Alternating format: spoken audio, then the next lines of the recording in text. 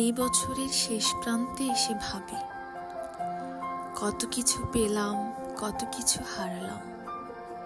সুখের স্মৃতিগুলো রোদ্দুরের মতো উষ্ণতা দিল, আর বিষাদগুলো ছিল কুয়াশার মতো অদৃশ্য বাধা। কিছু প্রাপ্তি আনন্দের শিখায় প্রাণ জ্বালালো, আবার কিছু হারানো কষ্ট গভীরে ডুবালো। সময় চলছে তার নিয়মে, আর রেখে গেছে শুধু স্মৃতির মায়াজাল। Thanks for watching my full video. Do subscribe to my YouTube channel and follow my page. Thank you so much everyone. Lots of love. Allah Hafiz.